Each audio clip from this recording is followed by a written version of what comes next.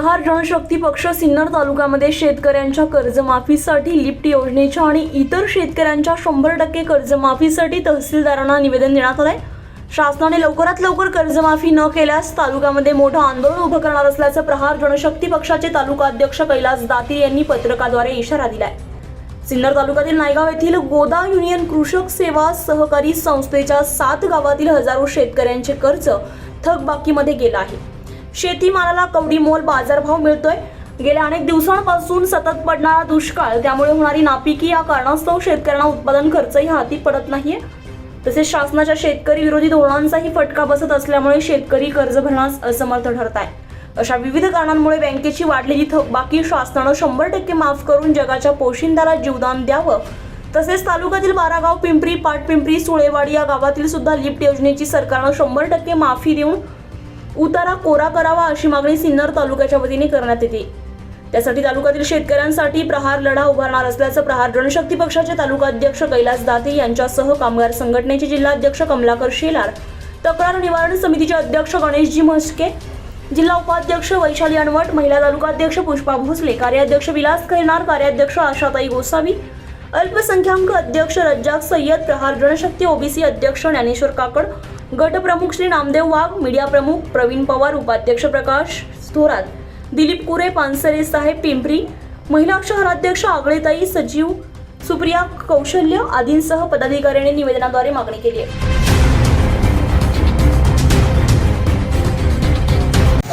अनेक समस्या आहेत।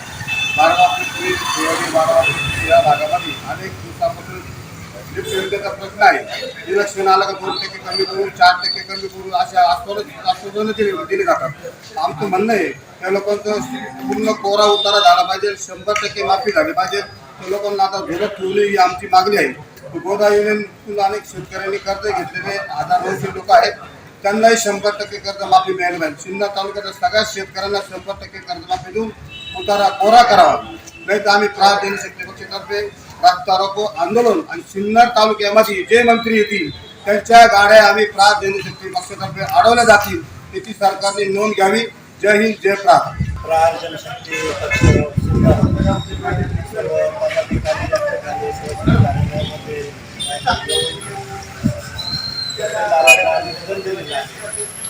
निवेदन देण्याचा मुद्दा असा आहे की गोदा युनियन कृषक सहकारी संस्था या संस्थेच्या माध्यमातून शेतकऱ्यांनी कर्ज घेतलेलं होतं आणि शेतकऱ्यांनी हा दुष्काळी तालुका आहे।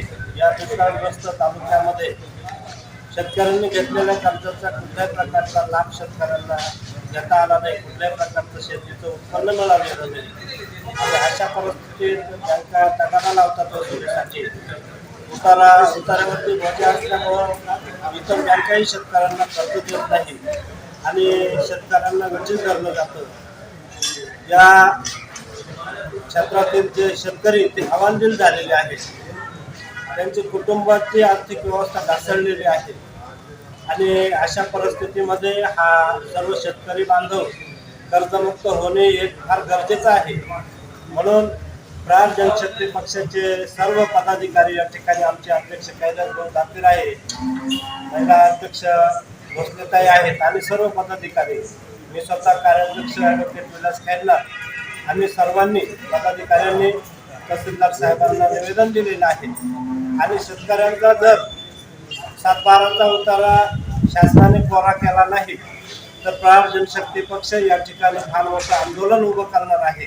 या ठिकाणी उपोषणाच्या माध्यमातून, त्याचबरोबर रस्ता रोकोच्या माध्यमातून आगामी कालावधीमध्ये आम्ही आंदोलन उभारणार आहे।